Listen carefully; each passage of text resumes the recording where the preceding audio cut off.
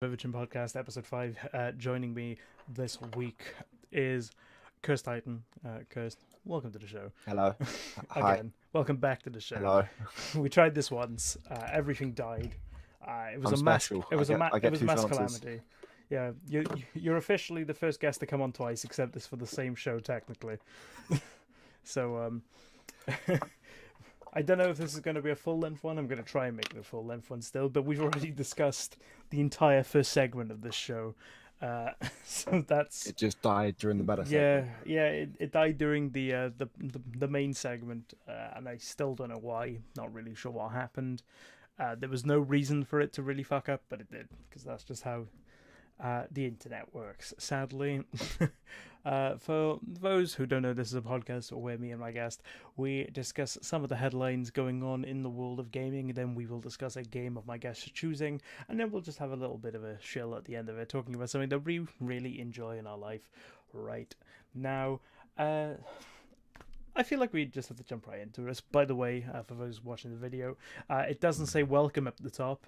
Why it doesn't say welcome at the top, I still don't know. I haven't quite worked that out yet. It just kind of disappeared, and I don't know why. But it's on this tab. If you look, it's on that tab, but not on this one. I don't know why. I tried. Something went wrong. This is OBS. This is the hand I'm dealt this week, and it's going to be like that for 2 shows because I'm recording next week's show immediately after this one because I'm not in the country as of like a day and a half from now. So I'm doing this show, then the next week's show, then pretty much uploading both of them ready to go so they can be uploaded tomorrow and next week when I'm in a sunbed in Tunisia. So if all goes to plan. Fingers crossed. Yeah, fingers crossed. If not, you'll see it at some point the following week because I can't do anything when I'm out there, really. Oh, dear. But, yes, how are you doing, Kirsten? For those who don't know who you are, explain what you do, the things that you do, and who you are. Right, so I'm a Twitch streamer, which Yes, is you are. most of your guests, but That's very I true. play pretty much any and everything on gaming-wise. Recently, I've been playing Left 4 Dead, but with the Zoidberg mod that made all the I did zombies see that. Zoidbergs. I did see that. I love that That, mod. that was fun. I could... Literally, I'm going to do it one of these days, because essentially, for those who don't know what next week's show is going to be, there's not going to be a guest on next week, because I think it's a bit of a waste of a conversation not to have that news discussion as well as everything else. I think that's a waste of a guest spot. So it's just going to be me, so I can talk about something, a game that means a lot to me, and shill something stupid, probably. But... basically one of those games that I'm inevitably going to discuss whenever there's one by myself. It's going to be Left 4 Dead 2 or Left 4 Dead. Both of them, really, because I consider them the same game, because that's my favourite game of all time. But, yeah, you're a bit of a variety streamer. I played it in its probably 2009, 2010. Right, that was genuinely my second playing of the game. That Really? stream. That was Yeah. the second time you've ever played Left 4 Dead? Yeah. Oh man, I have probably put more hours into Left 4 Dead 2 than I have most other games combined. I have played so much Left 4 Dead 2, I nearly 100%ed it, or platinumed if you're a PlayStation person. I nearly 100%ed it, like got all the achievements on 2 different Xbox Live accounts with it. I've played a decent amount of it on PC as well. It was like my favorite game for years. I used to play so much of it and just have so much fun with it. Pretty much, it got to the point where I could get through some levels without even being hit on the hardest difficulty. That's how much I played that game. Okay then. Yeah, it's a fantastic game. Hasn't really aged as well, but the mods No, do it help. hasn't aged well at Yeah. all, but me dicking about, me adding Zoidbergs Yeah. as all the zombies. The mods really Changed it a bring little it up to a modern thing, especially a lot of the texture mods. A lot of them can revamp that game a lot. All I'm saying is, Valve, make a 3rd one, you fucking assholes. Yes. I've been waiting for a decade, Learn you what the number pieces of 3 shit. is. Make a 3rd one. Literally been waiting for 10 years for a 3rd game. I've not seen this. Every time, every like maybe 6 to 7 months, you'll see a headline. Fuck Half-Life 3. Yeah, no, fuck Half-Life 3. Left 4 Dead 3 is the game I want. I couldn't give a shit about Half-Life 3, right? I would take Portal 3, I'll take that. Left 4 Dead 3, I'll take that. I couldn't give a damn about Half-Life 3 at this point. I want their other games, because I think they're both better, in my opinion. But, yeah, like every 6 to 7 months, you get the headlines. It's like, oh, there's been a Left 4 Dead 3 leak.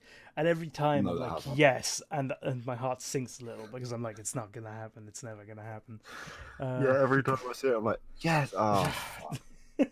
It's like, my immediate reaction is, yes, please. And then, like, inside, I already know. I'm like, you know your reaction to Fallout 76 when they added NPCs and then ruined it 2 minutes later? That's my exact reaction. Yeah. Yes! Fuck, they fixed it. Oh, for fuck's sake. If nobody watched my Bethesda conference, imagine the full Ragnarok trailer where, like, the Hulk comes out in the armor and Thor's like, yes! That was my reaction to the NPCs in 76. And then within a minute, it was more like the Loki scene in Avengers where he's just getting bashed back and forth.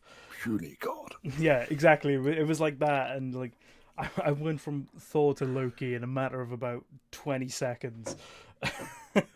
It was that wasn't a good time, but that's essentially every time I read one of his articles.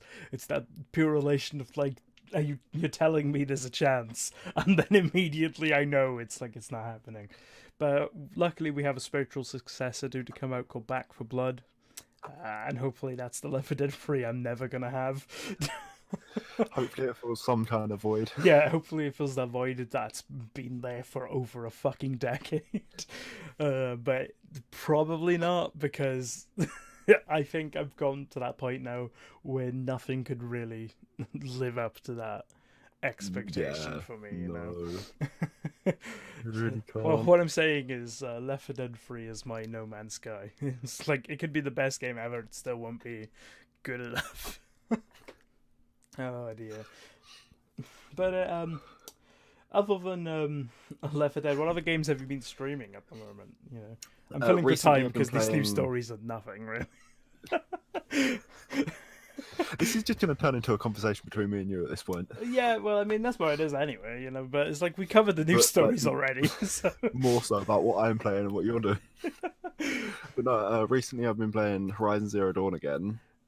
Because I played that on my old YouTube channel and whatnot. I've never even seen that game before.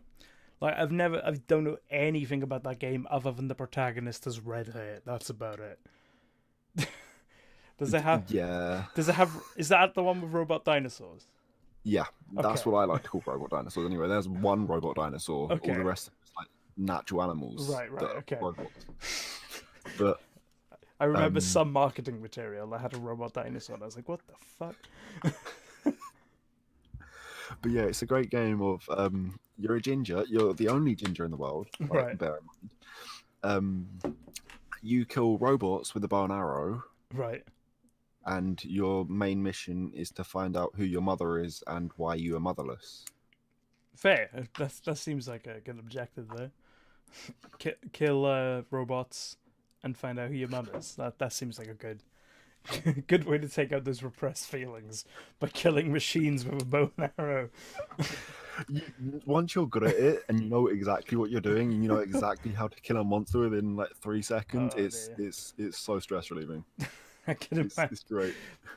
That's always a good thing on games. Is like when they have that satisfying way to just like finish someone off. That takes a little bit of time to get used to, but VR games are really good for that, I find. But no, Horizon is definitely a really good story-based game. Okay. Because I've obviously heard people say about Left 4 Dead and its story. I can't get into Left 4 Dead at all. Left 4 Dead story is not Left 4 Dead. Fucking what's it called? We're having the mind blank. Yeah. Yeah. Last of Us. That's the one I meant. Okay, Last of Us. I was going to say Left 4 Dead is the Left 4 Dead story. There's no story. You're just trying to survive. Well, there is a story, but it's fucking shit. So you don't care. But no, Last of Us. Obviously, that's renowned for a story, and I just cannot get into that for the life of me. It's just too slow paced. But Horizon is slow at the beginning, right, and then it takes off Okay. really, really fast, and it just has a massive learning curve. It's a bit of a better pace for you then, personally. Yeah, definitely. I mean, Because Last of Us is more. it's more of a deliberate like experience. I Yeah, suppose. it's Kinda, more of kind like of like a Walking Dead TV show where it's like exactly like a you're lot in a more spaced movie. out. Yeah. Whereas Horizon, it feels more. Oh, it's hard to explain. More with it, more gripping for me, because I prefer that little bit of action as well as story. You prefer the way that it's paced, narratively, where it's like you can have your slow moments, but the way it's like combined with those faster paced action scenes, you tend to prefer that. Yeah. Especially because there isn't like a set path that you have to follow as well. I always love talking about PlayStation games because PlayStation games are the best. Well, that's the thing. I haven't owned a PlayStation since 2004, so you know. I mean, I say that I own a PlayStation, a PC, and an Xbox One, so I can't complain about exclusives. I've not owned a PlayStation system since the PlayStation 2, unless you count. I mean, if you count the PSP, I had a PSP, but that's more of like a separate entity, way ahead of its time, by the way. PSP. Yeah. Sony giving up on the PSP and then coming back with all the up on it way too early. Like them giving up on that and then coming back with all the inferior versions of the PSP followed by the Vita is the biggest mistake I think they've ever made, because the PSP. No, I think what they should have done is they should have cut it. And then re-released it nowadays. Well, that's the thing. If they released the PSP now with today's technology, it might be the best handheld system ever. It's so good. That's what I was thinking. Like even back then, it was incredible. PSP might be my favorite handheld I've ever owned, honestly, because I owned a Game Boy as a kid, and I love the Game Boy, and I'll probably touch upon my love for the Game Boy next week. And by that I mean after this show, but by that you mean in about an hour and a half. In about an hour and a half, I'll touch upon that a lot. But it's like I've owned DS's, like I owned a DS Lite. I now own a 2DS, which I don't even know what the fuck it is. That's how much I care about that one. The last Nintendo one that I owned was a 2DS, which I sat on and broke the screen and could never get repaired. Well, that's the thing. My 2DS is somewhere down there. I don't know where it is. I have Pokemon Sun on it. I fucking hate that game. I have Mario Kart on there, which Mario Kart is fine, but it's not as good as Mario Kart Wii, because Mario Kart Wii was the shit. Mario Kart Wii was the best. It was the shit. It was the greatest game. Man, like this is just like a nostalgia thing for me at the moment. We're talking about Left 4 Dead. We're talking about Mario Kart. That's all like that one period of life for me. You know, it's like the Nintendo Wii was, as much as it is a meme now. Nintendo Wii was a great system. Yeah, it really was for its time as well. Yeah, you know, you had your Mario Kart, you had Wii Sports. I loved Wii Sports. Genuinely, Wii Sports. There's like the two games that are on the Wii that everybody cares about. Yeah. Right. It was like, because people like make memes about Wii Sports now. I don't think the people making the memes about Wii Sports remember how fucking good Wii Sports actually was in everything that it did. It was incredible. It was. They had Wii Sports Resort, which was also okay, but not as good as the original, because that was a masterpiece. And also, the Wii had the best music of any console. Let's be real here. Yeah, exactly. Everyone knows the Me channel. Like the Me channel's the true meme. But then you raise them with the Wii Shop channel, which is like it was. Or whenever you manage to get into the Me parade. It's so good. It's like, God damn. I feel like we should probably get into the news. We've discussed essentially just video games for 15 minutes on a video game podcast. I feel like that's an unacceptable time of talking about just video games instead of news surrounding games. Yeah. So we're going to go over to the news right now. And our first news headline is about GTA Online's casino update. Now, we discussed this last time we tried to do this, but it just doesn't let people gamble, and it's really fucking funny. I'm not gonna lie. Again, this is still the stupidest thing. Well, that's not the stupidest thing. I saw some weird things in the news this morning near me, but gaming-wise, this is the stupidest thing because It's a very dumb thing. It's a franchise that's named exclusively for murder and doing all those things. The name of the series is a crime, you know. Exactly. And oh no, gambling, no, that's not allowed.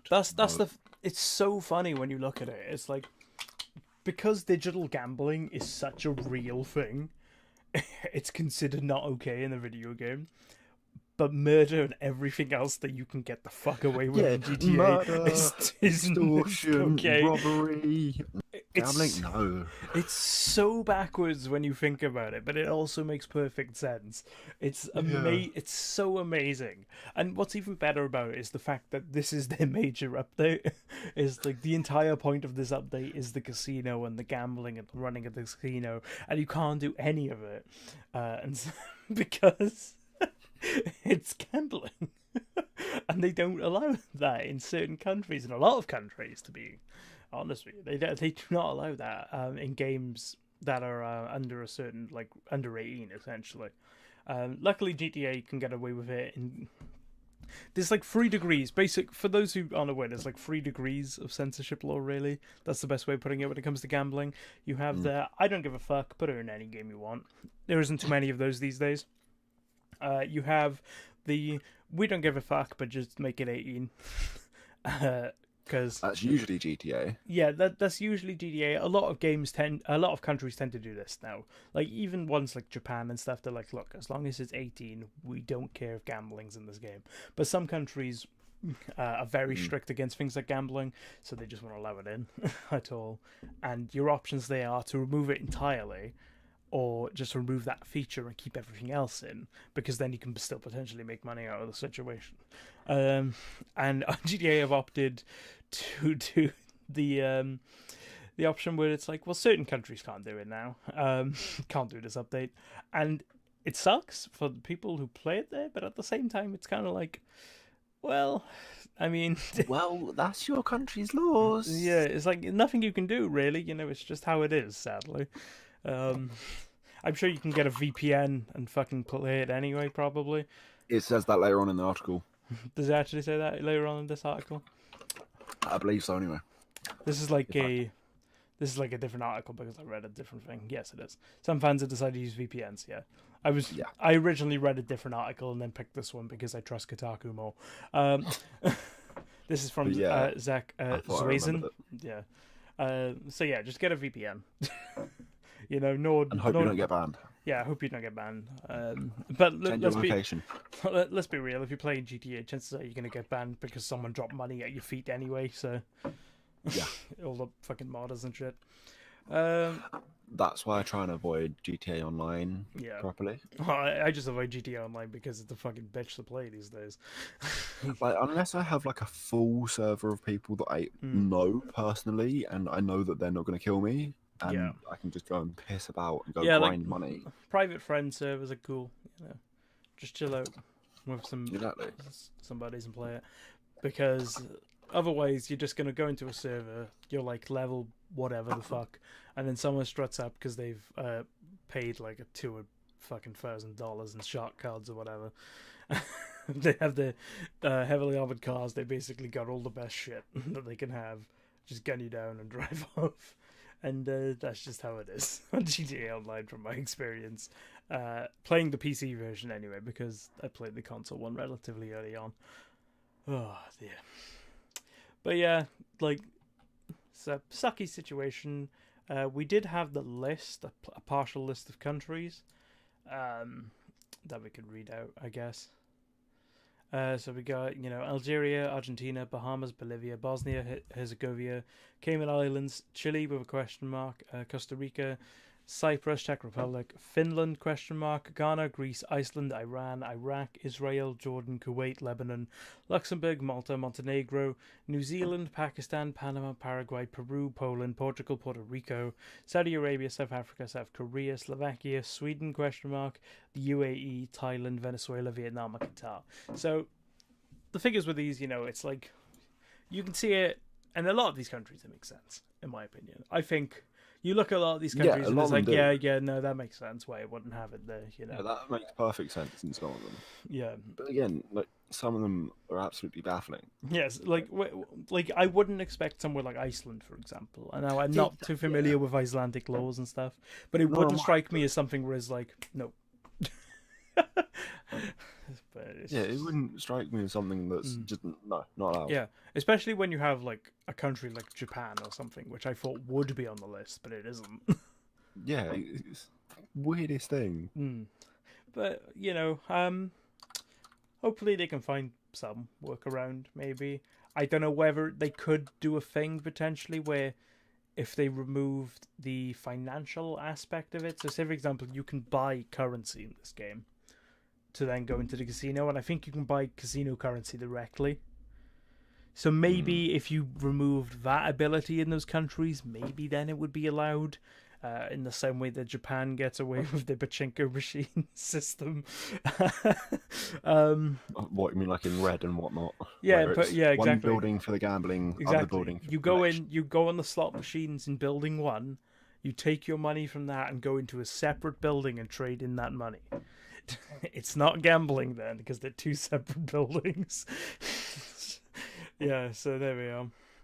But yeah, if they maybe remove that aspect, maybe they'll be able to get away with it. I don't really know.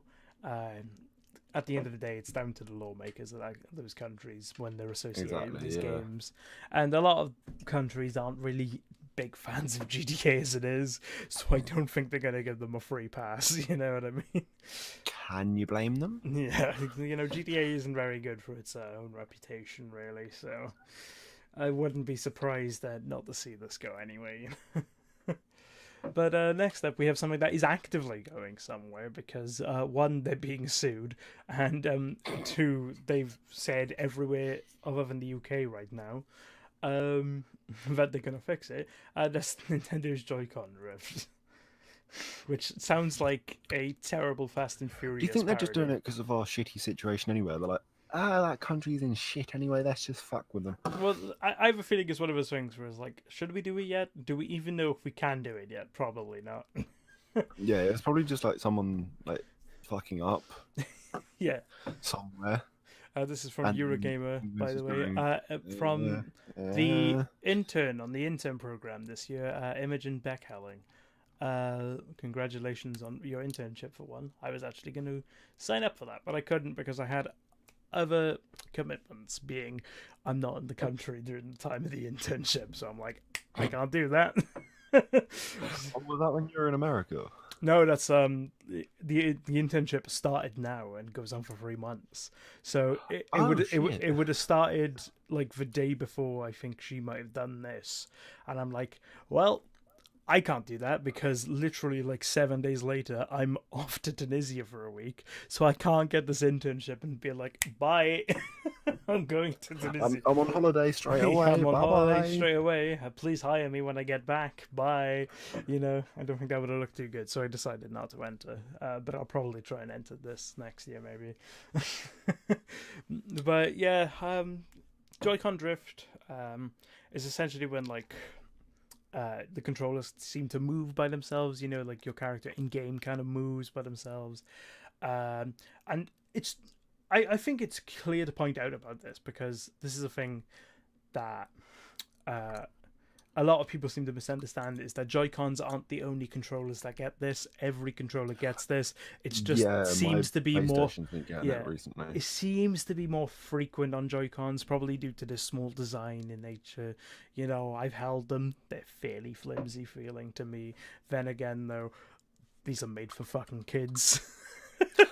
Yeah, they're not made for full-grown adults. Yeah, you know, they're not really made for people my size, you know. So like, it's like a fucking holding a Tic Tac box, you know. So for adults, they're probably going to happen a bit more, and if your kid's not looking after them right, it's probably going to happen there as well. But yeah, in the rest of the world, other than here, they've said they'll fix it for free, which is great. Do that. That's fantastic. They should definitely do that. In my opinion, it's like that's a good way of keeping your like trust with your consumer very high, which I think is a very important part of being a video game business, especially a big one like Nintendo. And granted, they have fanatics anyway, which I'm sure I'll discuss at some point in the future. The insane, the insane nature of Nintendo fans surrounding simple things like the whole Pokemon situation and whatever. But you know, it's like it's good. They're prepared to fix dodgy Joy-Cons. Yeah, it is good that they are though. Yeah, it's not like they're just neglecting their fans. yeah. The fun thing about this as well is like you don't have to have proof of purchase to do so, which means you can just send faulty Joy-Cons to them and they'll just fix them, which is really fucking weird. So people are going to take advantage of that shit quite easily. They'll be like, oh, you know, to buy like cheap broken ass Joy-Cons. Yeah, like 50 like cheap. Yeah, well, they could go like to the local cash generator, you know. Exactly. And buy like these crappy Joy-Cons and send them in. And just get them repaired, you know. It's like that's exactly. like it's almost too good to be true. It probably won't be a thing within like a month, but exactly. That's why I'm starting to think that it's just someone fucking up somewhere. I think this is like a gut reaction to the whole like they're getting sued over it thing. Yeah, probably. So. That's my theory on it. It's kind of like them being like, we're getting sued about this. There's clearly a problem. A lot of people are bringing it up. We're getting a lot of heat on it.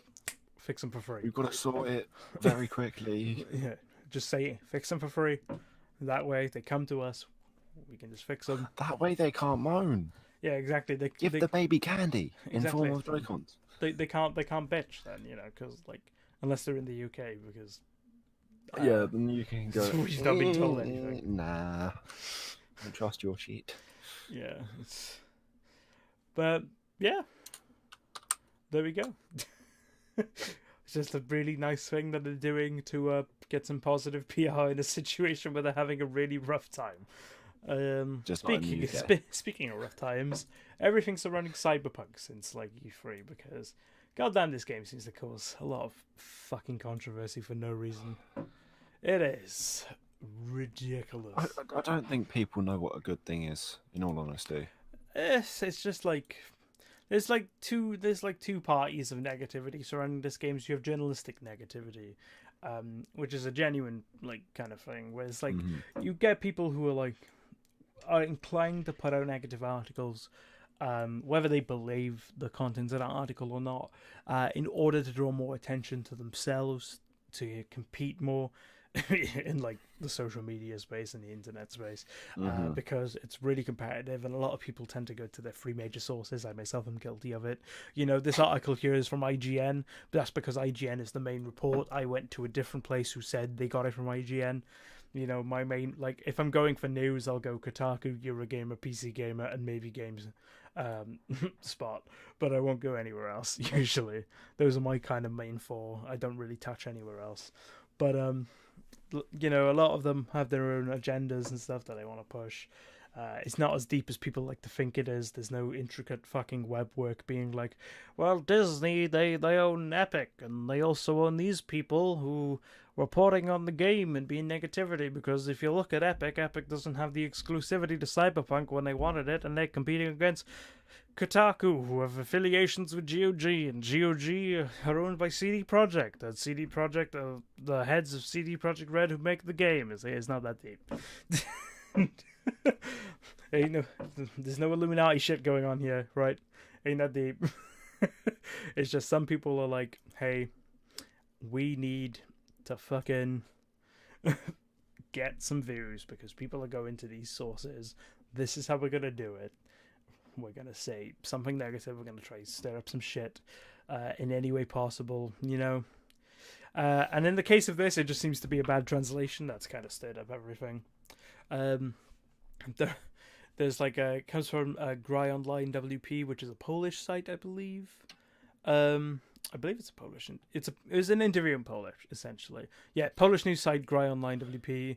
Then the translation was posted to NeoGAF, and I don't know why people are using NeoGAF as a source, but there we are. But it's one of those things where it's like, you mentioned religion, does it? Oh, hang on. Have we? Is this? This is sorry. This is the nicer translation. You were saying?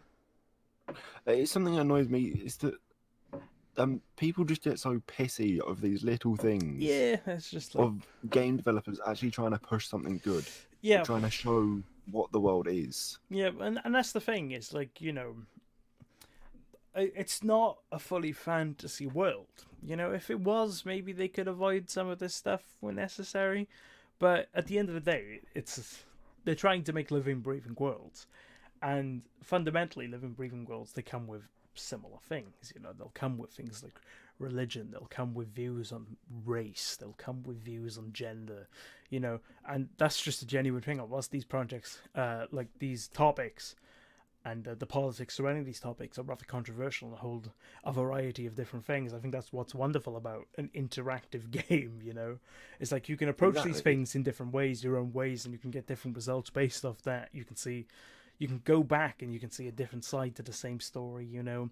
Like, for example, we got... this one's about religion, and they're talking about how Christianity might have, like, a faction in the game or whatever, you know? And it's like you're gonna get religions from the East and so on, and it's like sounds controversial, and someone will enter a church to cause havoc, and like that's probably true. Some people will enter a church and cause havoc, but people do that in games like Fallout. The chance, I will probably do that anyway. You know, it's like people in games like Fallout and Skyrim do that shit. You know what I mean? I mean, don't get me started on what I've done in Skyrim. Well, it's like, could you imagine if like it comes to like Skyrim, maybe, I don't know, before Skyrim's released, and they're like, oh yeah, you know, you can do whatever you want, and someone went to like one of the developers, like Todd Howard, sounds controversial, someone could enter Whiterun and murder everyone. You know, it's like people are going to do that. Oh, I haven't done that. You know, it's just the thing with like an interactive game is like people are going to do terrible things, and that's okay, because one, it's not real, and it's two, only a game. They're probably going to have consequences in the realm for those actions, you know? Exactly. Like, again, using Skyrim as an example, killing Whiterun, I now can't complete any of my quests. Exactly. I now can't get any iron to level up. Exactly. It's just... like, it's okay to touch upon mature themes if you do so in a manner which makes sense, you know, and isn't just there for the sake of being like, hey, you know, you gotta blow up a man who's in priest clothes or something, you know. It's like, and this game's had plenty of them, you know. There was the racism one, they were using stereotypes. That was from Rock Paper Shotgun. Who I used to have a lot of respect for, and then I saw that article and their like approach to it, and I was like, God damn it, Rock Paper Shotgun, how far have you fallen in 10 minutes? It was like, I used to have a lot of respect for them. I thought they were quite cool, and then all of a sudden they're like, hey, describe a lot of things though. Yeah, it was like, hey, you know, it's stereotypes. It's a bunch of black people labeled as animals because the gang name is Animals. That's the name of the gang. And then they go and tell the creator of the game, who's a 65-year-old black American man, that his opinions don't matter as much. It was like, not only is he the man who made this, is directly involved with making this, he's also lived through 65 years of American history as a black man. I think he's gonna know what's going on a bit, you know? It's like, now, we're both white. I fucking hope so. It's like, now, we're both white saying this.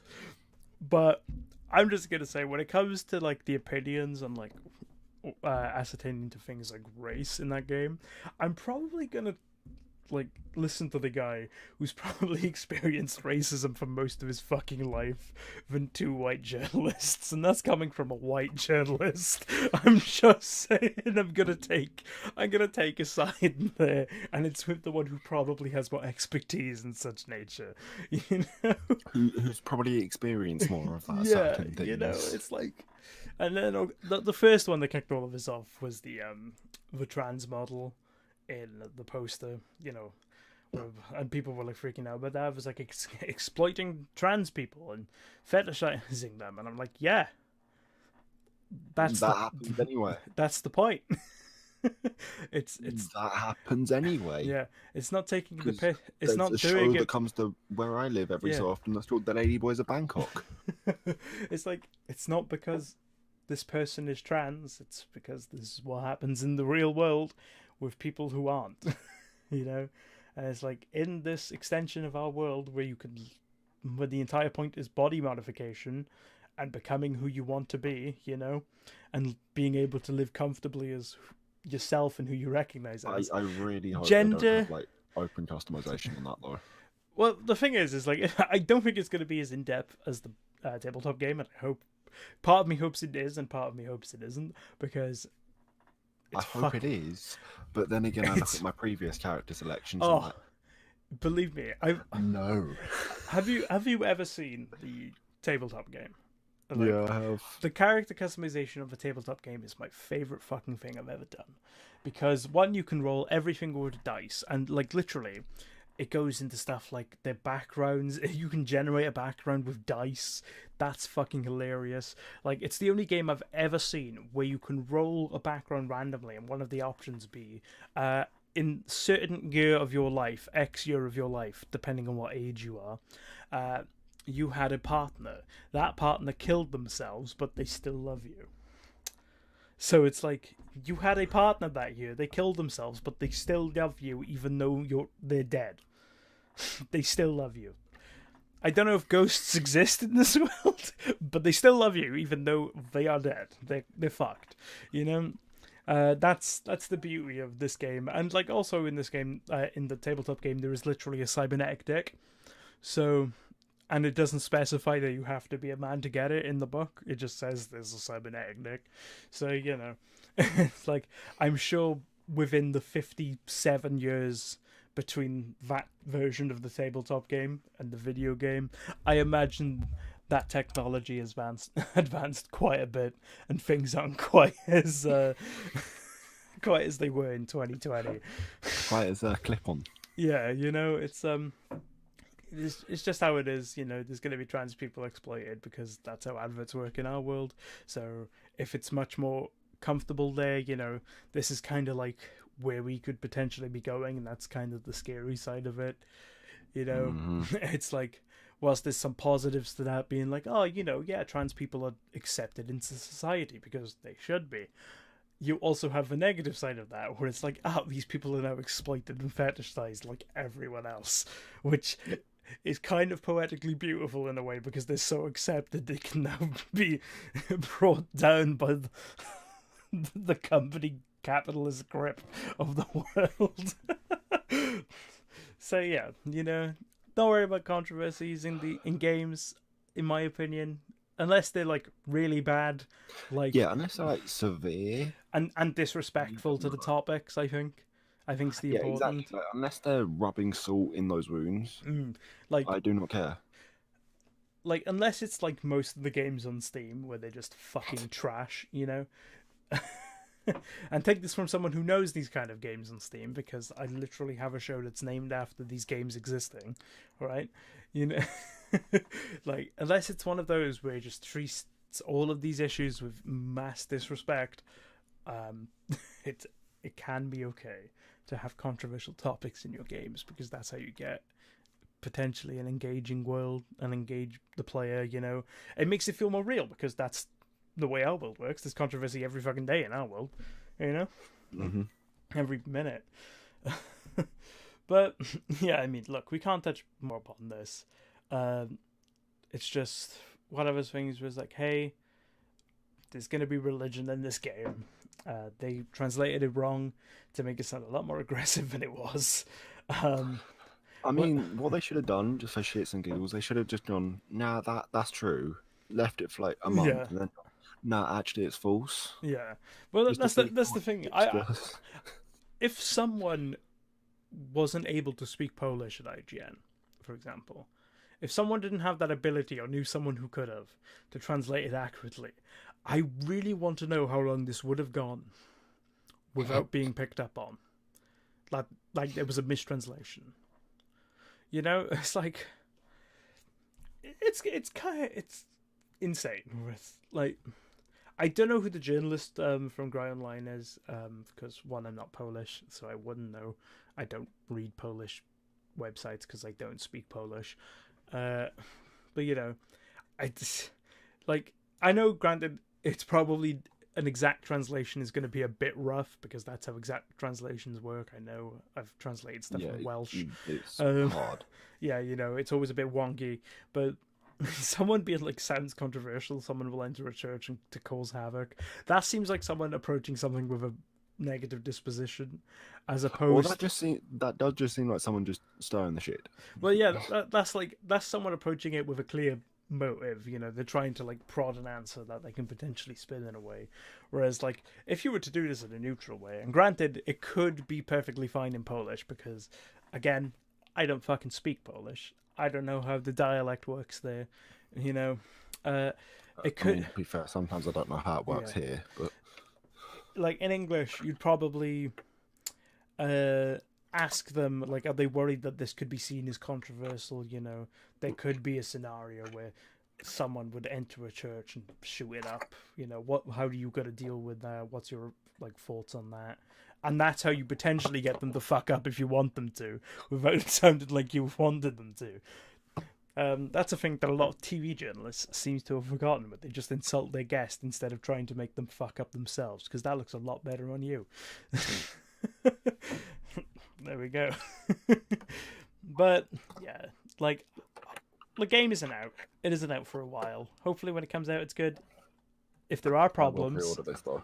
I've already pre-ordered it. I pre-ordered it as soon as Keanu Reeves was mentioned. So people saw my reaction to that on Twitch. So I was like, yep. I was already. It was so good. I was on the cusp of pre-ordering that game, and then it was like Keanu Reeves. And then Keanu Reeves, he's just like, nope. Yeah. What? Sold. I can't afford that though. Keanu Reeves, about 2 days after watching John Wick 1 and 2 back to back. So I watched 1, 2, and 3 back to back. I've yet to watch 3 because I've not had the time to do so, and I really want to. But watching 1 and 2 back to back, and then 2 days later E3 starting and having Keanu Reeves walking on stage, I'm just like, you know, this is what's meant to be. I'm gonna go out of my way. I'm gonna pre-order this fucking game, and I did. So you know, also I'm gonna review it on launch, obviously. So I might as well. I was like, I'll pay it now when I have the money. But yeah, hopefully it's good. If it is controversial in a disrespectful way, I'm sure we'll see a lot more of this when it's out. But until then, just chill. If it is controversial, you'll see it on my channel when I get the chance to play it. It's like, just chill, you know? It's like, until it's out, don't worry about it. Exactly. That's the best time to judge something when it's out. But anyway, if it follows anything else on my channel, it'll just go bad very quick. That's pretty much how my RPG playthroughs go every time. Yeah. I might as well chat about this now because we got time to kill. On Friday, we did a D&D session. Now, I shilled the fuck out of this D&D campaign in episode 2 of this, I think. I think it was episode 2. I want to say it was episode 2. Yeah, I think it was episode 2. But I shilled this D&D campaign because we just started it and it was really fun. We now had our last session for a year because our game master is moving to Oslo for a year as part of his degree. So we can't do it in year because we do it in person, not online. And we had this massive session from about midday to nearly midnight, so it was nearly a 12-hour straight session of D&D. So I did a Scottish accent for 12 hours straight, essentially. So that was fun because I'm playing a fucking dwarf. Aye, you wee laddies. Well, yeah, that was the entire thing. I was like, "What the fuck is going on here, man?" It was like walking around. Like, I rolled a 12. well, that was the thing. So he would be like, "Oh, what did you roll?" And I go, 11. You know, it's just one of those things. I'd like. He insults people, but not in the way where he's like nasty to them. Just like in a way where he's like, Oh god. "Are you real?" So one of our friends, his character sadly passed away in this 12-hour session. He was a wood elf that was covered in like fucking mushrooms or some shit, and we still don't know much about it because he died. And I'll get to how he died, because it was fucking hilarious in my opinion, but also very sad, but mostly hilarious, because I brought him back from the dead once, but essentially. He's like this mushroom boy, and like he doesn't really understand how the world works because he like grew up in the sewers. So we'd like in the first time we played, he went to shake hands with like a dead body because he'd seen me shake hands with a dude before, and he was like, "Oh, hello," and tried to shake hands with body. I'm like, "What the fuck are you doing?" It's like, "You're trying to shake hands with a dead body? What the fuck are you doing, man?" He's like, this is what you do. This is how you're respectful. It's like, when they're alive, yes. It's like, you don't do it when they're dead. It's kind of pointless. And it's just like, the other one was like, he tried to blend. Oh, that's great. He was like, we were trying to get a room at an inn or something as a return for helping this dude kill the people who killed his dead wife or whatever. And when he was like, I could probably blend. He's like, I could try and stealth, and that's how we could stay here for a night. And I was like, look, I know you can blend in with a fucking bush, but I don't think that's gonna work in here. You know, you might want to take a different approach, and we might want to go somewhere else. But yeah, great fucking character. I love that character so much. But sadly, my friend the Mushroom Man died because we were being chased by undead dogs, and I decided shook their hand. And I decided to Gandalf to try and save us. So God. we were on the edge of a roof. Now I'm a dwarf in heavy armor, essentially. I can't jump for shit. You know, I would have died. I'd have fallen 200 foot and died. So I got to the edge of this building, and I made both of them jump off. And basically Gandalf to turn these undead dogs away. 3 of them survived, which then mauled me. So I nearly died. So he came back up, and when I was like screaming for them to run, healed me. And then died, and I got away. So I literally decided I'm going to die to let you two get away because you're much more capable of this shit than I. And then he came back up, healed me, and I barely survived anyway. And I was like, oh my god. And that was like maybe 4 hours into, like 6 hours into the session or something. I don't even know how long. So we had so long left where he had to just come up with another character and bring him in on the fly. Fucking D&D, man. D&D is so good. Oh, D&D is great.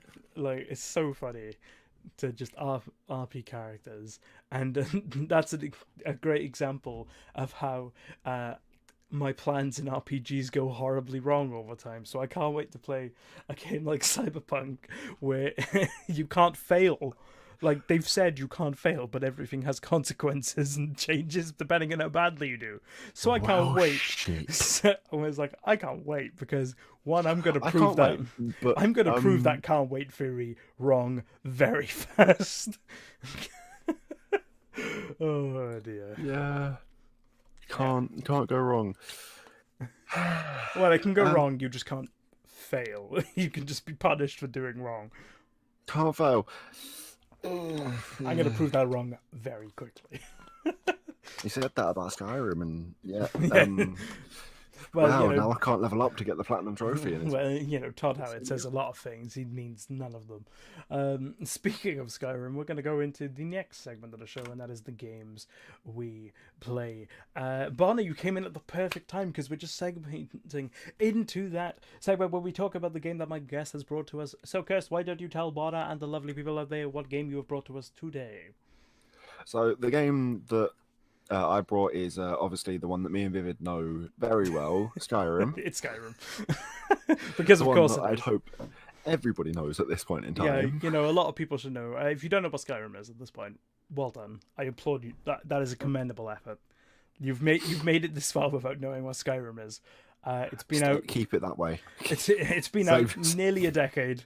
It's been released multiple times, including on like the Multiple Alexa platforms. including on Alexa, which Alexa's a very special edition, by the way. Very funny. Bono, that is a commendable effort to have never played or seen Skyrim. That is impressive. Like, it is... It's just everywhere, that game. It is... Yeah. It's like the pantheon of games at this point, you know. Especially because like 3 Discords I'm a part of keep on posting Skyrim memes. Yeah, always Khajiit has wares. Everyone, everyone sees the memes. You know, like the Khajiit meme, for example, Khajiit has wares, is so bloody everywhere that even in the Monster Prom streams that I do with Leftley, there's a cat who runs a shop.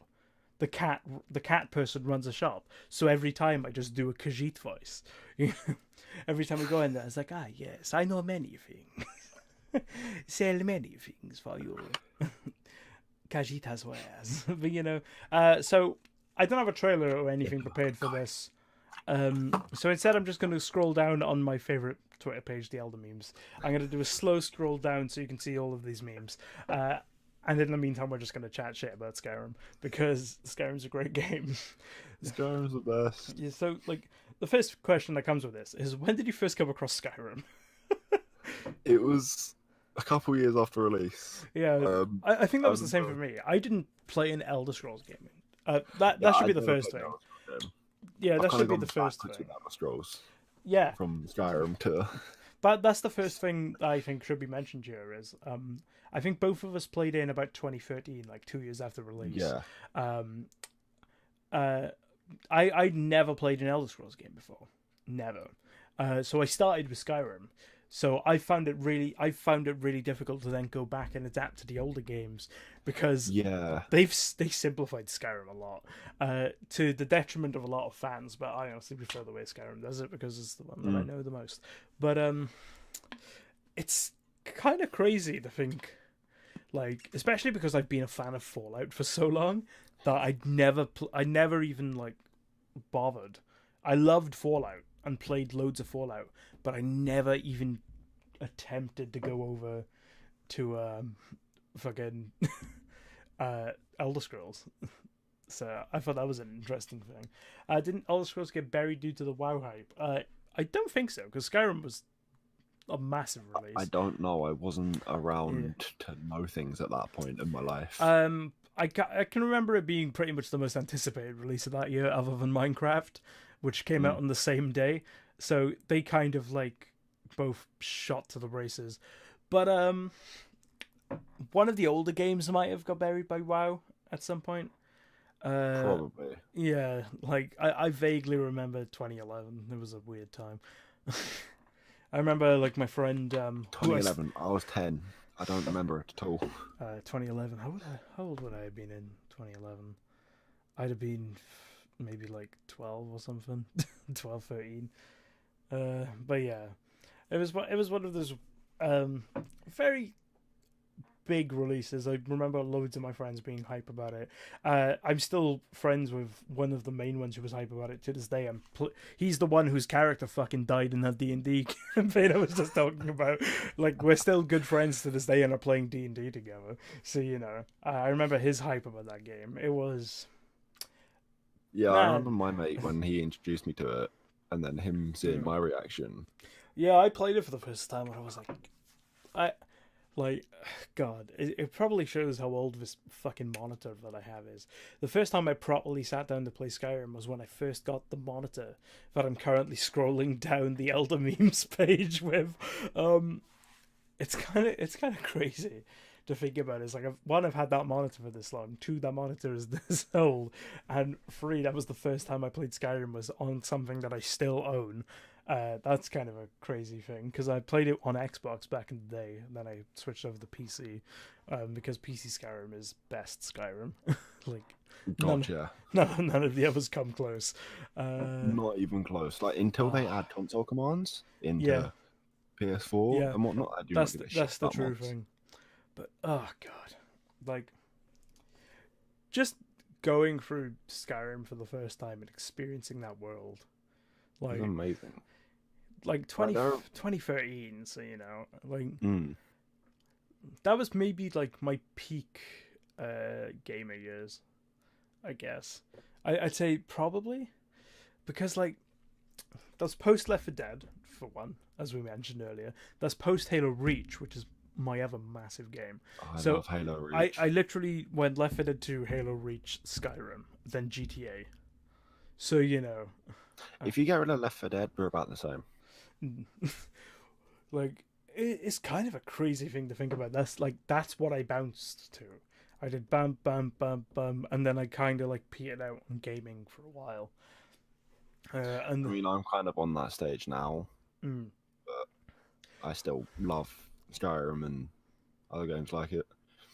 well, yeah, it was a weird one for me. Basically, it was I was probably around your age, to be honest. I say that as if I'm a lot older. I'm not, but it was like I was like slightly younger than you to your age. Was kind of when I stopped playing games. It just seems like it's about this age that it happens. Yeah, well, for me it was schoolwork mostly because I was in my A levels. For me, it's work. Yeah, it was like I was in my A levels preparing to go to university, and I needed to focus more on that, so I kind of petered out. And Skyrim was actually the game that brought me back in because it's that kind of game, You could just get back into it, like it's nothing. You could play that game, and then maybe not play it for maybe 2 or 3 years, and then just you're back in, just like that. It's awesome. But one of the other things I wanted to ask you, because you actually did some, the Skyrim trailers. Honestly, I don't even think the Skyrim trailers do the game justice, to be honest. They don't. They're very grandiose and they show like, oh, it's epic, you can fight dragons and shit and you're on this hill and all that. Honestly, the best parts of Skyrim for me is the little things in Skyrim. Where you're just walking around, enjoying the scenery because the scenery's great. And then some fucking random dickhead runs up to you saying, hey, can you hold these boots? I'm being chased or something. Then he runs off and someone else runs up and it's like, hey, have you seen this guy? He stole my he's fucking... on the floor. Yeah, these fucking boots and he's getting mauled by a saber cat in the background or something. It's those little moments where you're just walking around and some random shit happens. The other real stories of Skyrim. Yeah, it's great. But every time that happens with that dude that always gives you shit, it's like, I don't want this. Yeah. Take it back. Yeah. Be dead on the floor, join everybody else in Whiterun, and everyone that's great. be dead. But yeah, I think the good thing about the Skyrim and the Elder Scrolls in general, for that matter, and it's just how flexible those games are. You can kind of just bend them to your whim. Yep. It's one of those things where it's like I want to do like a stealth archer, which is the most OP thing you can do. Yeah, and it's just like if you ever go into that, it's you've won the game essentially. You're just like everyone's dead, Yeah. But it's such a memorable game in every aspect. And the memes have definitely solidified it. The amount of guard memes from Oblivion and Skyrim are insane, and the Oblivion ones I think are a little bit better because Oblivion guard memes are the best. Where someone just stops you, you zoom in on their face dramatically, and he's like, "Halt! You violated the law." It's just like, I think that's a lot better. By the order of the Jarl, stop right there. It's like, dude, you're not as intimidating. Yeah. Where's the dramatic zoom in? Yeah, exactly. That's what you need at the end of the day. More games need that dramatic zoom in, which from 90s PC games. But yeah, one of the things I definitely want to ask you about this, because I think everyone has one. What is your favorite quest in Skyrim that you've done? Oh, that's a tough one. Because I know I have mine. And just because of the story I have associated with it. But is there any that you have like an in-game story associated with that you personally love? I don't actually know. Didn't Red Faction do the zoom? It might have. Loads of games, like it was a think it period did. where everyone did the zoom. Like Fallout did the zoom for the longest time. The Outer Worlds, Obsidian's newest game, still has the zoom, and I think that's most nostalgic to me than anything else about that fucking game. Is the fact that you look at it and it's like, oh, you have the zoom. the classic PC game zoom, where you're just up in their face. The world freezes around them. But yeah, is there like any quests or like characters associated with quests? I really don't know, because I've obviously completed most of the side quests. I mean, there's a loaded. It's a loaded question because there's so many of them. But it's like, is there no like specific? Okay, if not that, is there any specific tales of a character that you've played which immediately come to mind as like, this is like the best shit ever, or this is fucking hilarious, I think the side quest Ghost of Old Holdran, or whatever it's called. The one where you got to find the sword for the dude. Yes, I do believe I remember that one. Like, that's the one that sticks out for me the most. That's going to sound very vague to anyone. It was like the one where you find the sword for a dude, because there's like 9 of them. Right, but I think I remember that. You're another soldier, and you've got to find his blade. Yes, I do remember this one. And it's in Old Holdran's Inn. I was going to say, it's like, but most Skyrim quests can be, you need to find item is here, Exactly, but with this quest, it was so vague, you had no fucking idea where it was. It was just like, find the blade. Where? Yeah.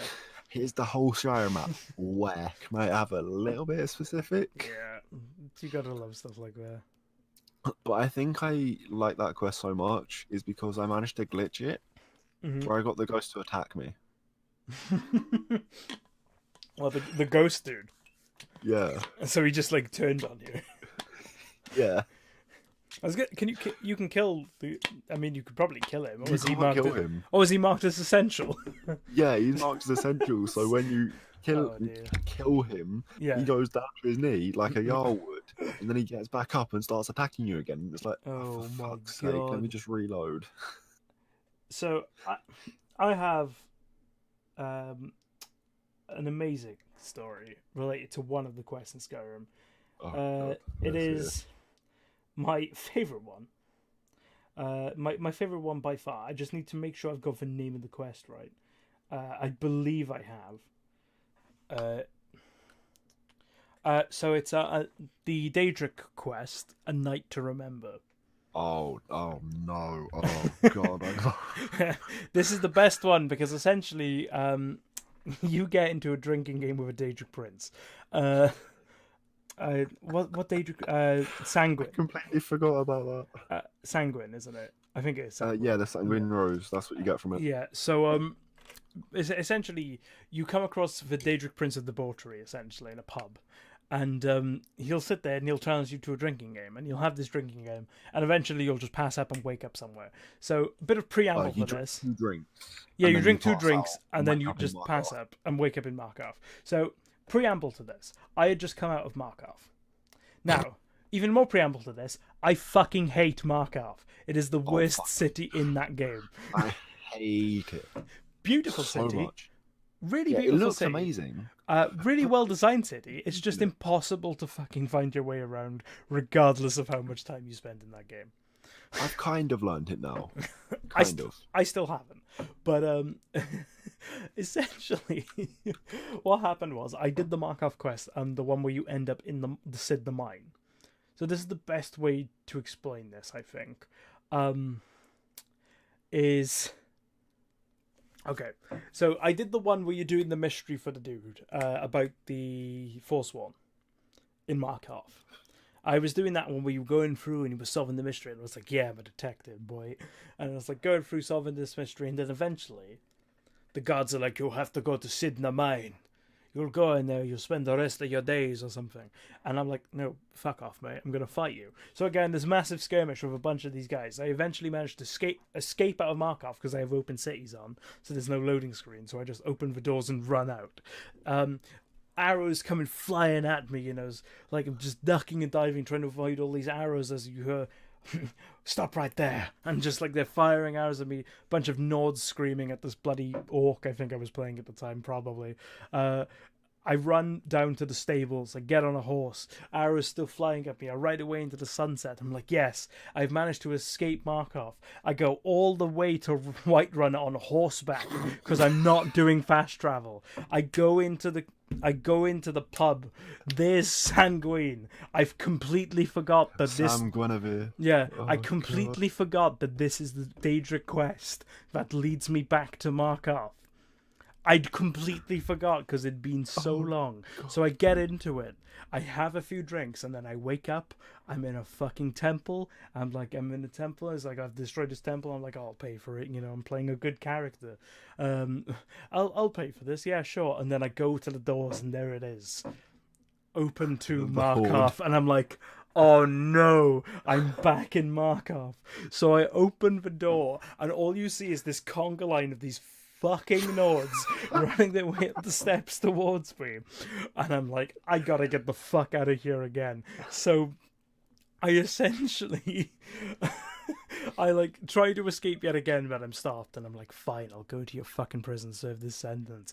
Go to the prison. Then I do the prison escape, the Sidna Mine prison escape. And what that quest does not tell you properly is as soon as you're out of that prison, you can just leave. Yeah. You don't have to fight, you can just leave. Yeah. Naturally, though, I'm playing like, he's good, but he's a barbarian. And these people, despite being dicks, essentially, have been jailed, like, unfairly, essentially. So I'm going to fight with them. So then I get a massive bounty again. So I have to make the same fucking escape from Markarth. With arrows flying at me again as I go yeeting my way down the stone.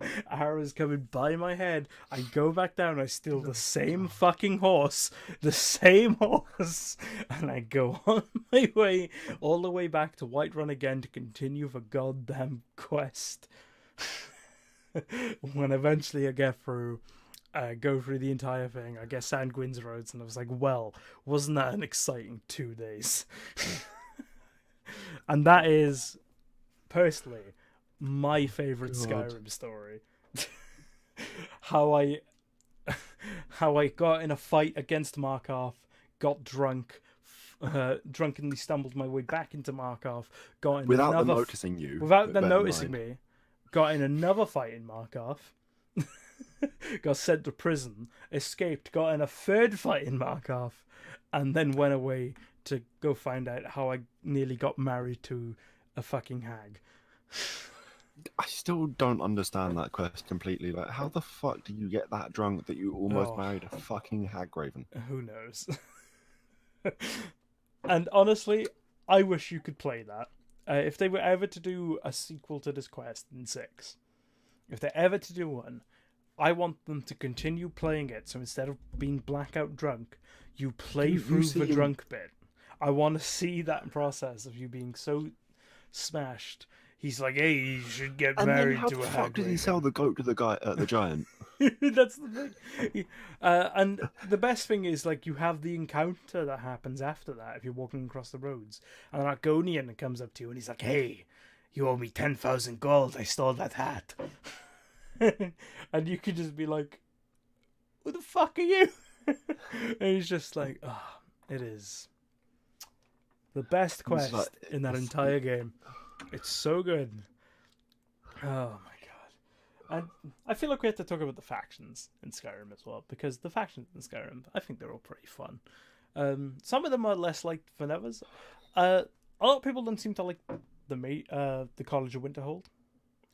Yeah, I can never really get into the College of Winterhold. The College of Winterhold was always... I personally like it. I think it's the worst one. It is the worst. I think that's just the leveling system with the magical entities. Yeah. And especially because if you're playing vanilla Skyrim, magic in vanilla Skyrim isn't great. Compared to magic in modded Skyrim or even Skyrim VR, it's fucking terrible. But like, if you're playing a character who is magical, doing the college I think is a very fun experience, because like you just get to have this fun time, you know. Like you're a college If you student. are doing something magical, you need to do the College of Winterhold. early game.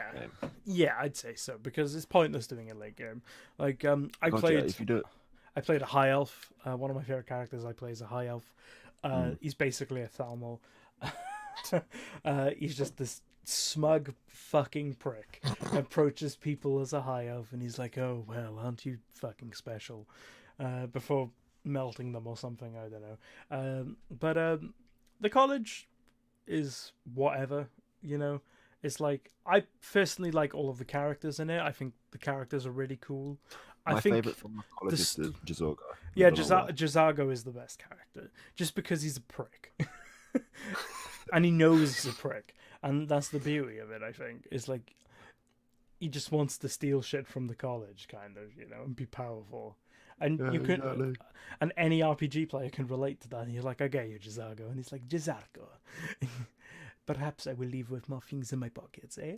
And you're just like, I get you, Jazago. You get me. I don't know. Having him as a companion. Yeah, that's true. You can make him a companion. Also, I think one of the funniest, like, random side quests is the one where I can't remember her name. It's the female student, one of the female students, and she practices like conjurational things on you, and she like turns you into like a horse and shit.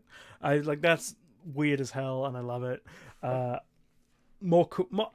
love random quests like that. I think that's always really fun, where you're just there and you're just standing there. Just like all of a sudden, someone's like, "Hey, can I practice these spells on you?" And then you're a horse. Oh fuck, I'm a horse now. I'm sorry. I don't know what I've done. Is this what my victims of the Wabberjack feel like?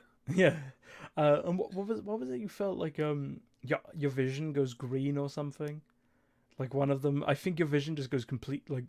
Yeah, it does. It gets like a green tint or something. Yeah. And you can leave and just keep that on for ages. And I'm just like, that's really good. And it's just like that quest, like everything about that quest is good. I just think it's structured really badly, and compared to the other ones, it just isn't as great. But you look at it, it's like all the characters in it are really good. The actual overarching storyline, I think, is really interesting.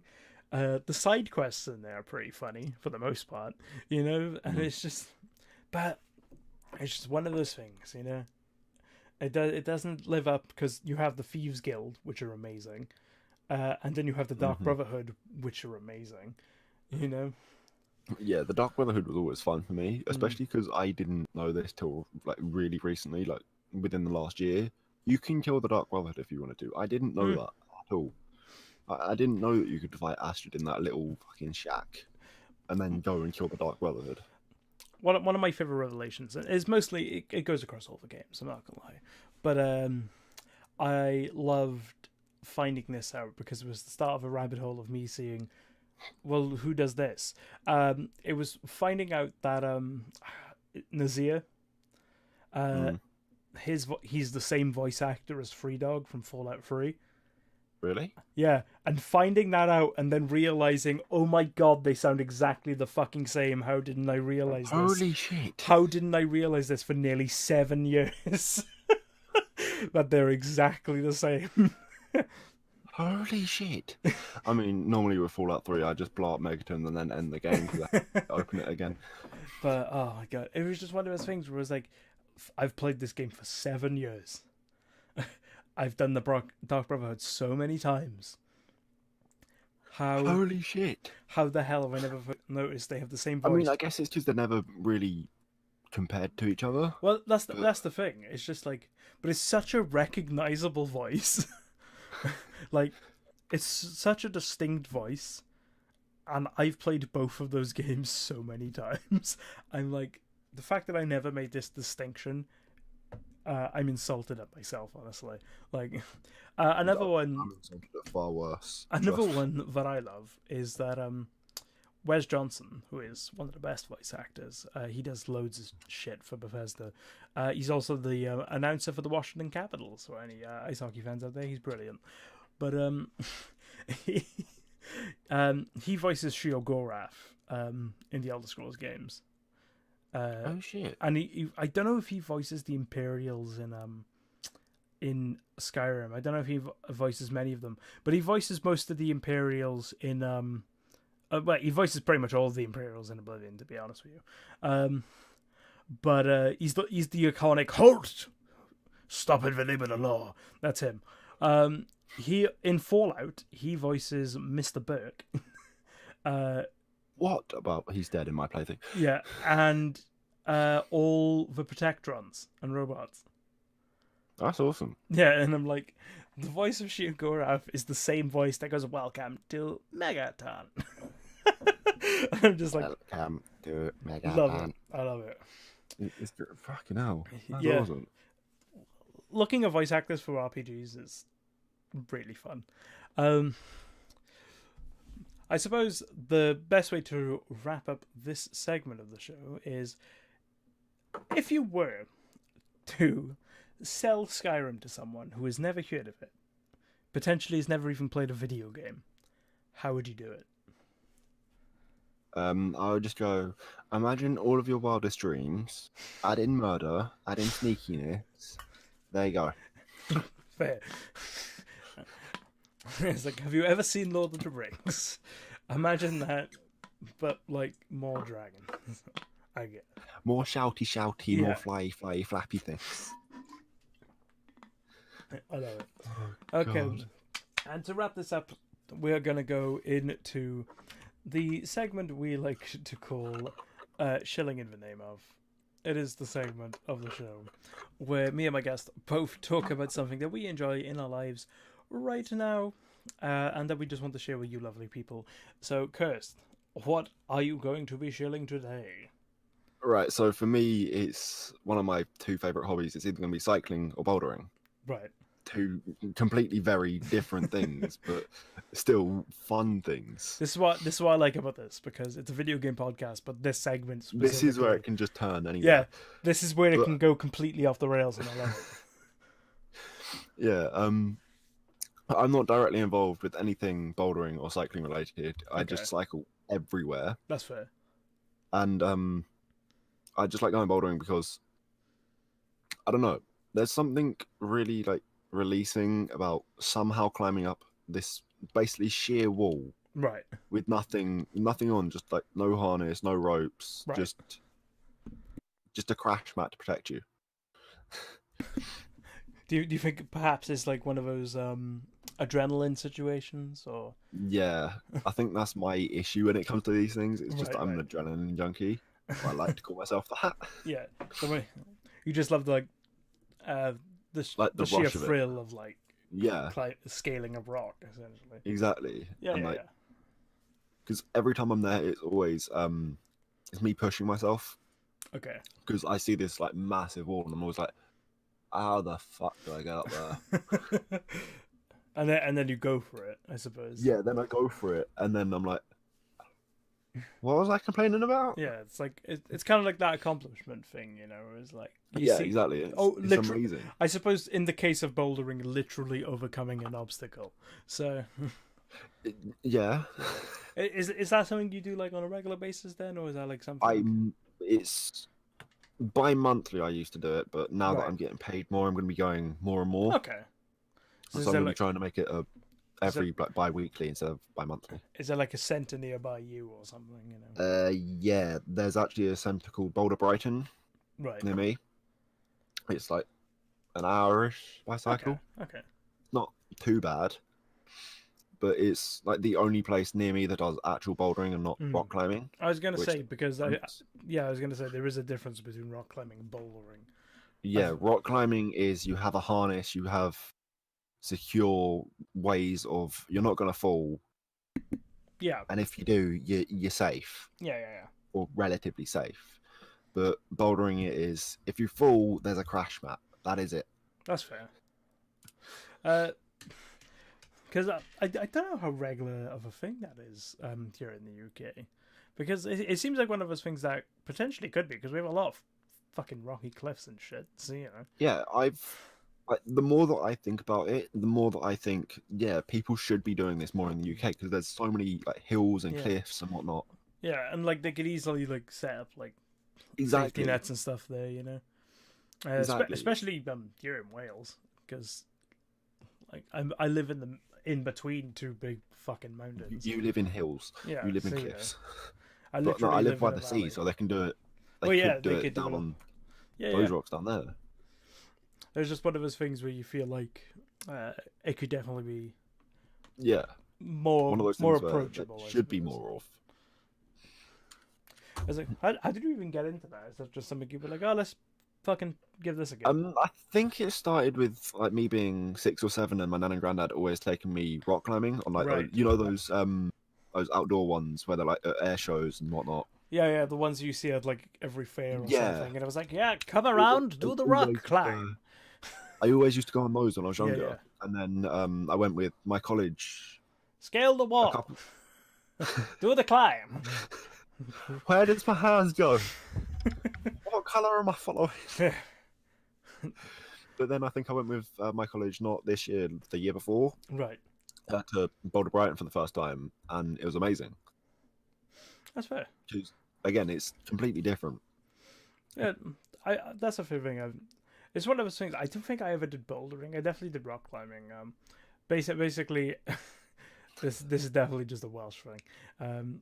There's a place in West Wales called Llangrannog, which is just a bunch of sports facilities.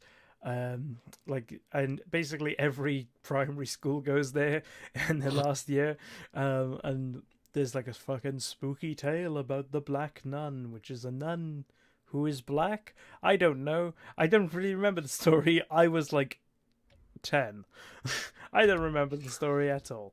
But it was like this bunch of fucking spooky stories. You stay in like a hostel kind of room with your mates. You stay up way too late chatting shit, and then you go do sports during the day, like quad biking and stuff. Fun fact, I had a friend who flipped a quad bike and landed on his head. He was okay, amazingly, but like looking back on it now, you're just like, holy shit, that could have gone horribly wrong, and I'm glad he's okay. Gone horribly wrong, but at the time, that was fucking hilarious. I mean, I find anybody hurting themselves funny, so yeah, it's just. That's one of those memories that's burned with you forever. Just watching this dude accelerate a bit too fast over this jump. I'm watching this goddamn. That sounds like something I did in year 6. Actually, now that I think about it, that whole sports complex. It sounds something like PGL near me. Okay. There's quite a few complexes in the UK, and there's all of these like activities like archery, shooting ranges, giant swings, all of that kind of stuff. Yeah, it was a bit of everything there, and that's where I did rock climbing, but I remember I did go-karting, and we played it like, because Mario Kart style, obviously. So we were just trying to run each other off the track, so that was fun. Yeah. But yeah, like, gotta be active more, people, you know? Gotta try and keep the balance right, you know? Like I said, I did a 12-hour session of D&D, but I'm also going away on holiday where I'll pretty much be swimming every day, so... You know, that's some good shit. But what I'm going to be, like I said, is what I'm going to be doing the other time when I'm not on holiday drinking or swimming. And that is catching up on my favorite podcast right now, which isn't my own, because obviously you should be listening to mine. But that is Critical Role, the D&D podcast. And I don't know, have you ever listened to Critical Role, there, Curse? I haven't, because I don't have the time for anything. That's fair. Well, that's the issue. That's the one issue I think with Critical Role, is that these podcasts are long. They're like average of 3.5 to 4 hours, and I'm like, fuck. I don't have that much time. Exactly. I have 2 days off a week. I do not have that much time. It's one of those things where it's like I pretty much have them on in the background whilst doing something. Yeah, that's how I am in most things nowadays. But I've been pretty much like trying to catch up as much as I can, because we're on like episode 70 something, and I'm on nearly episode 50 now or something. I'm slowly catching up because I'm just chucking these on whilst I'm doing work and stuff like that, getting stuff done. Not when I'm editing, because I can't listen to something whilst I'm editing. I can't focus whilst I'm editing. It's like I need to have like pretty much total silence when I'm editing. But yeah, it's a awesome fucking D&D podcast, because I'm a big D&D fan. I've been playing for like only like a year and a bit now, But I think I've been playing D&D on and off for like 3 years now. But it's one of those things where it's like I've really like taken to it, really enjoyed it, especially with this last campaign, which I talked about a bit earlier. But I've really taken to like mostly because it combines, 1, my love of games, 2, my love of tabletop games, 3, my love of voice acting and acting, you know, and it combines all of that because I love doing all of those things. And it's even better on that because they're all professional voice actors instead of me, who's only like an amateur voice actor. So listening to like voices like the Matt Mercer, who voices people like McCree in Overwatch and shit like that, listening to him do all these characters and build his world is fucking awesome, you know? Yeah, I wish I could do something like that. That'd be so awesome. Like, it's so good, you know. We've me and my friends who are currently playing D&D, we all listen to it. It's all been quite fun doing that. And I've just had a really good time just sitting through and listening to these goddamn characters, this goddamn podcast. It's so good. And if anyone here hasn't listened to it, I very much suggest that they do. Well, if schedule opens up, I will give them a try. I could only recommend campaign 2 because I've not listened to campaign 1 because I don't know how many episodes there are, but I was already 35 episodes behind when I started listening to the thing, and I've listened to it kind of on and off, but on recently to try and catch up, and I'm still 30 episodes behind. So, you know, this is how to describe me with all animes. Well, that's the thing. This is like, I've always said the closest I get to anime is wrestling, pro wrestling. That's the closest I get to anime because I don't watch anime. But it's that and the 90s Yu-Gi-Oh anime and Pokemon animes. Everything else, I don't fucking know. Like, oh, it's sad that I've watched every single like Indigo League episode. I was I remember in when E3 was on and we were watching the Square Enix conference. It was me and Bonner was in chat, and they had all these like games like back to back trailers and stuff. And I just went to Bonner in chat. I was like, Bonner, honestly, someone could have told me that they were all the same game and I would have believed them. I had no fucking idea what was going on. It was like, they all look the same to me. I was like, I don't know, like, I was like, is that a Final Fantasy? Is that like a Dragon Quest? I don't fucking know. Oh, I have no idea. It's just like anything in that anime like spectrum, I ain't got a clue. But yeah, go listen to fucking Critical Role because it's really good. A lot of great talent in there. The last 2 episodes I just listened to nearly brought me to fucking tears. They were that good. Look, there was some amazing acting. Like movie-worthy acting. It was amazing. So, we're going to wrap up the show now. There we go, Barter says there's one from the other. There we go. That sums it up perfectly. Yep. I'm like, I don't know any of this shit. But we're going to wrap this up right now. Kirst, why don't you tell the lovely people where they can find you and what you do? Well, as I said at the beginning of the show, you can find me on Twitch because I'm a variety streamer. There we go. So if you want me to play a certain game, good luck. You can also find me at the Twitter link below my name, below my face, just without the dash between the Kirst and the TTV. Oh, is there one now? Yeah, I changed it the other day. Okay, that's fine. Just because it was pissing me off. That's fair. And I think all my other social medias, it's Kirst Titan. Okay. With the 2 eyes. Gotta remember the 2 eyes. In some places it's 2 eyes. It's because I've recently changed my Twitch name because the 2 eyes was pissing me off because of raids and such. So now on Twitch it's _Kirst Titan. Right. Just because the 2 eyes was pissing me off because of people trying to raid me in follows. That's fair. So yeah. And then following the 1 eye. Yeah. That's fair. Okay. Basically Twitch 1 eye, everywhere else 2 eyes. Because I haven't gone around to change it. Yeah. Look for both 1 eye or 2 eyes and then follow all of them. Just follow everyone with that name. I think that's the easiest way to resolve that. But of course, if you want to follow me, you can find me on pretty much every single platform by VividChim, be it an @ / whatever the hell other platforms you use. If you want to listen to this lovely, lovely show and haven't been able to stick around for the entire thing, first of all, I'm sorry you've come in right at the end here.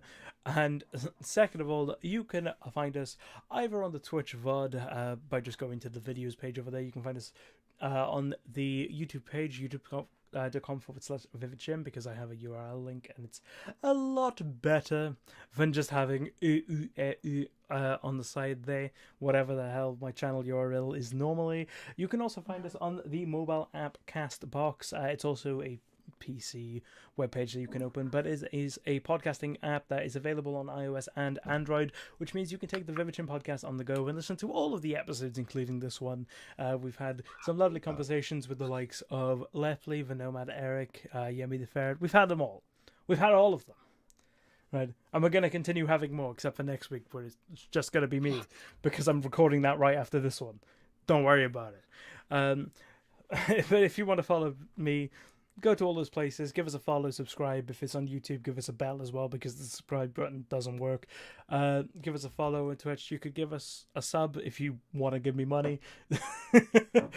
We also have merch on Redbubble. Search VividChim on there. We have 2 shirts and a mug, which is often shown. You may have seen ads for it in the articles earlier, because I get ads for my own merch now, including the I think it's the best shirt that I have right now. It's the black shirt with the small little Twitch logo there. It's quite nice. I think it's a very refined and classy one. But yes, thank you all for tuning in and listening. Like I said, next week it's just going to be me chatting to you for an hour and a half about something. I'm sure I'll work it out. It's probably going to be about a video game from my past, but I'll see you then. Thank you all. Enjoy the rest of your evening. Goodbye.